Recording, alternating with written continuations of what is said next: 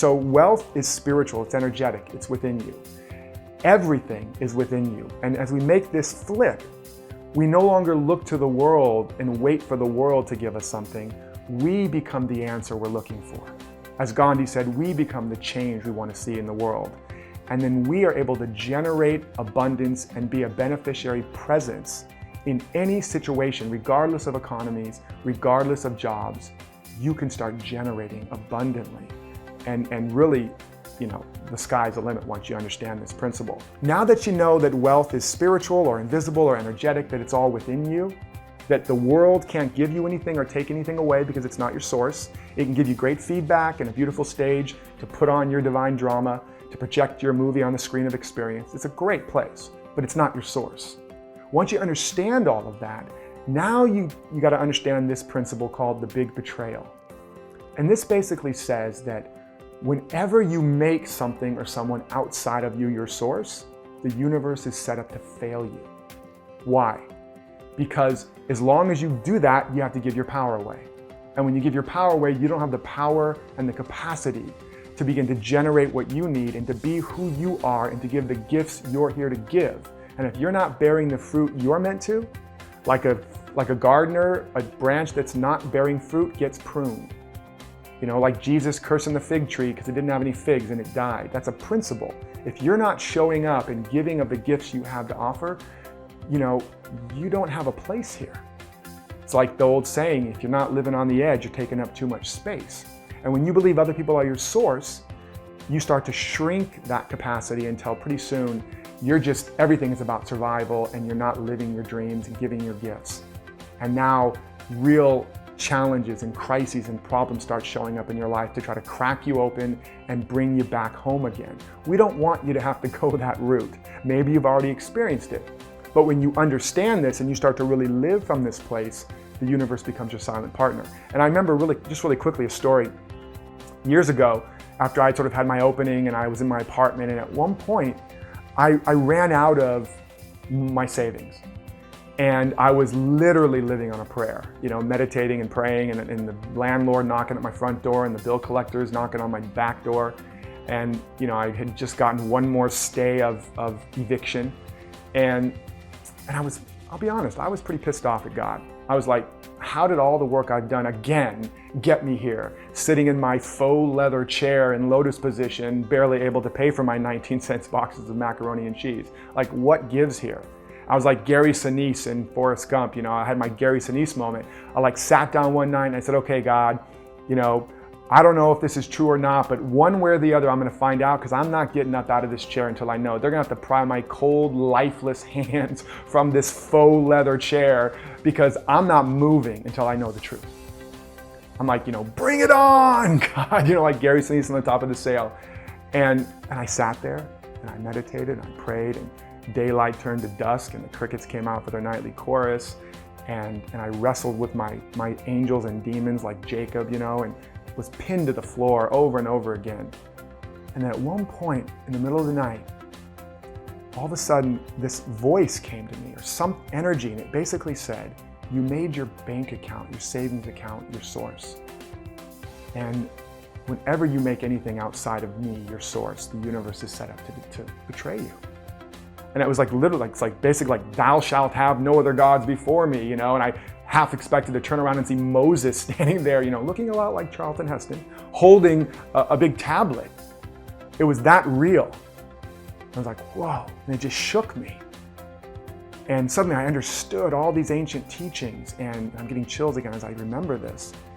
And all of a sudden this valve opened up in me, and all the stress and all the fear just drained away. And this peace came over me, what could be called the peace that passes all understanding. And I crawled into bed and fell asleep.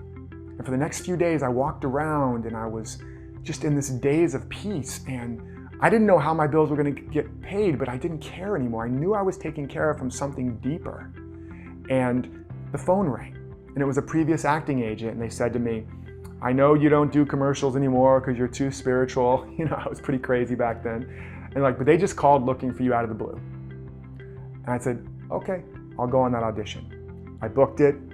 2 days work turned into enough money to pay a year's worth of bills, more than I'd made in a year in a long time.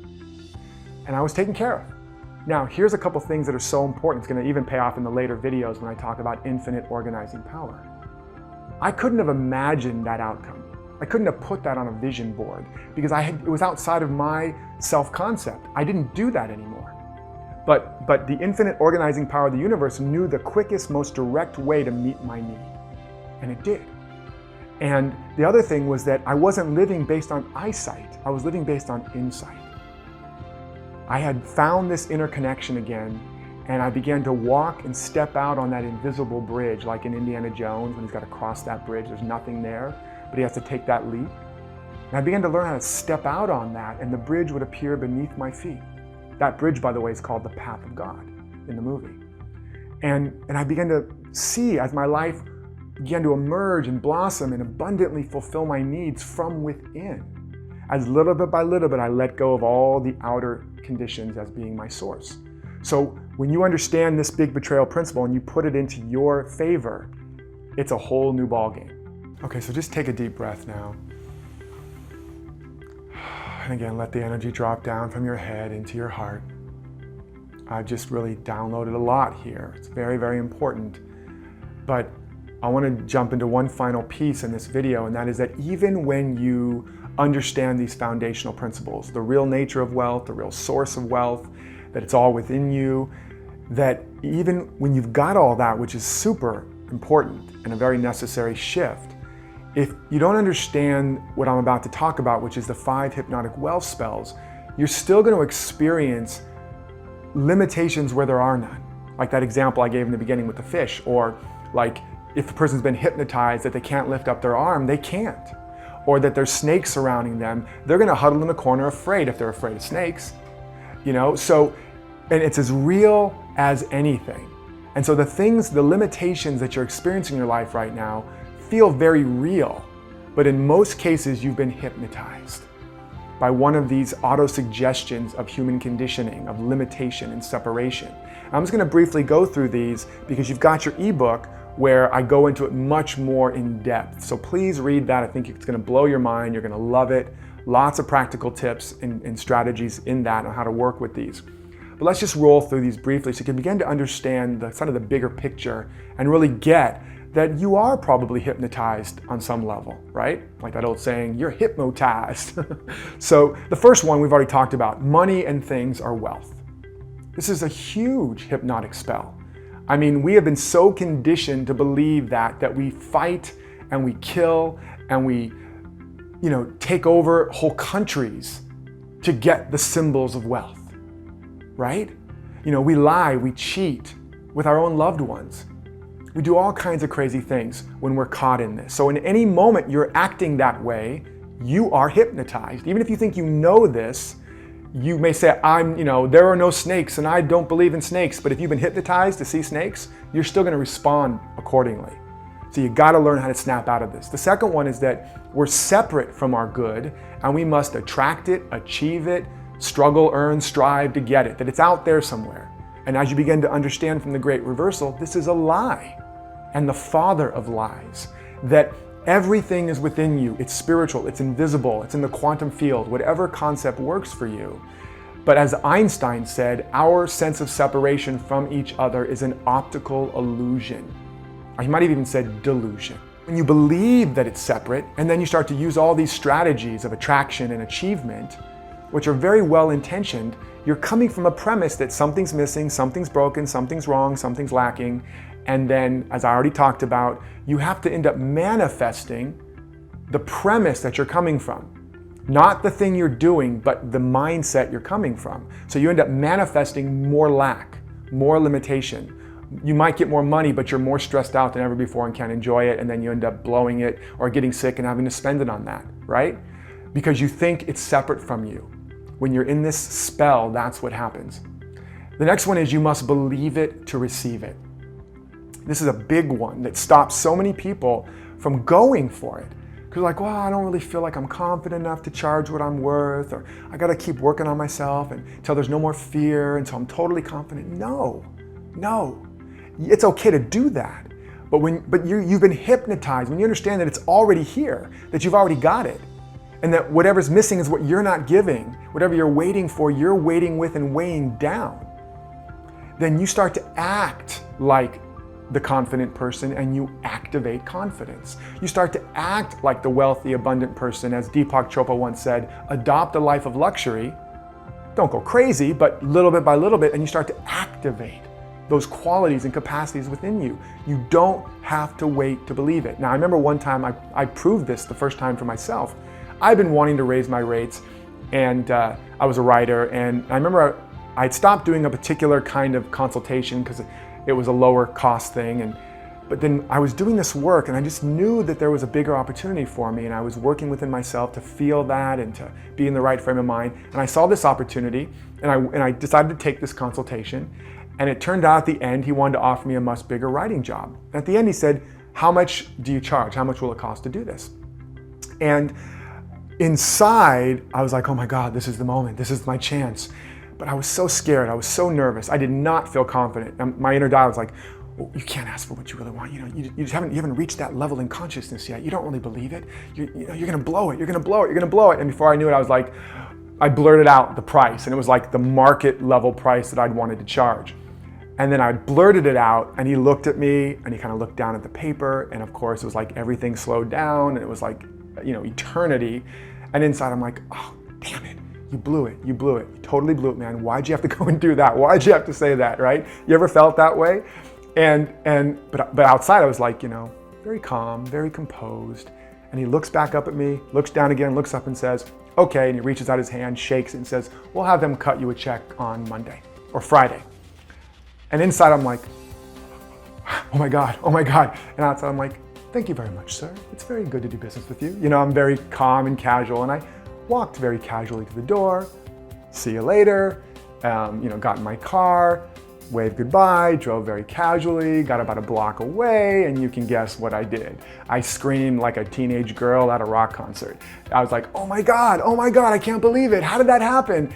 And as I began to drive home and spend all the money on all the things I wanted to get in my mind, I began to dawn on me, wait a second, I wasn't all confident and puffed up and sure of myself.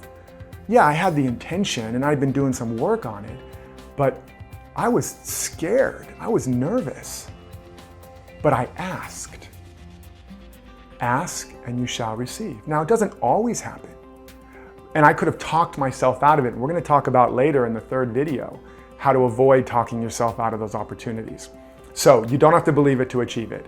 The next one, you must adapt to circumstances. This is one of the worst ideas. Now, there's some flexibility and adaptation from an evolutionary perspective, but when you're merely adapting, you actually are shrinking yourself to fit circumstances. That's what it is, right? And instead of adapting, you have to expand in the face of contraction, right? If you want to grow, when the economy shrinks, you don't shrink too. And I remember once where that was happening, a big recession, and I was like, my friends were all freaking out and people losing jobs and stuff and losing houses, and I was like, I gotta cut down my charitable giving, I gotta spend less, And then I caught myself, I was like, wait a second, what's the truth here? What's the principle? It's all within me, it's infinite, it's inexhaustible, it has nothing to do with circumstances. I'm gonna double my charitable giving. I'm gonna step into a bigger vision. I'm gonna expand and become a bigger channel. And I did the work, which I'm going to teach you how to do. And on the other side of that recession, I had more business, more opportunity, but not just more money showed up, but more of me showed up. My whole life went to a new level, while friends who had contracted and constricted had lost houses, were losing jobs. So we do this all the time. We shrink to fit. No more. We want to expand so that more life can come out of us. Remember, it's not about the circumstance. A contracted circumstance is there to make you a bigger channel. We're going to talk more about that. And then finally, money and wealth is not spiritual. And this is such a terrible belief that has hobbled so many good-hearted, spiritually minded people because there's so much baggage. The love of money is the root of all evil, which hopefully you understand now is completely been misunderstood and misinterpreted. It's the love of symbols, but money in abundance is spirit. It is the very substance of all of creation. And it can show up as dollars and stocks and cabbages and kings. It can show up as houses and cars and beautiful opportunities as you get it flowing, which we're going to talk about. So this is one of the biggest false ideas that we're going to begin to eradicate through this process, that you are freed up to know that the more abundant you are, the more you have to give and serve and fund the bigger vision. I hope that you're starting to get excited about this. You're starting to feel this kind of big paradigm, this big framework of what's possible and how wealth is really generated in your life. Now, once you know what wealth is and where it is, the next obvious question is, how do you get it out? How do you start that flow? And coming up in the next video, we're going to dive deep into exactly how to do that. You're going to learn this powerful framework, the 7 gifts that give you everything, also known as the 7 wealth activators. And so get ready for that. Don't miss that, because that really allows you to take this foundation and start turning on that inner wealth machine. And in the meantime, take action. Be an awakened wealth warrior. Don't sit on the sidelines and watch the play go by or the parade go by. Step out, step in, take something you've learned from this video and plant that seed. Share it with a friend or a loved one. Teach it to someone. What you teach, you begin to own. What you practice, you embody. What you share, you circulate and you multiply. So comment below the video about what you're learning, about what you're going to do. Get engaged. Remember, whatever's missing is what you're not giving. You'll get out of this video training series even more than I'm giving it if you decide to engage and have an intention that I'm going to get everything I need and more than I can imagine, and I'm going to engage it like that. Powerful, powerful stuff. So I look forward to seeing you in the next video. I hope this has really served you. Feel free to watch it again. But until next time, remember to live authentically, love unconditionally, and follow your destiny.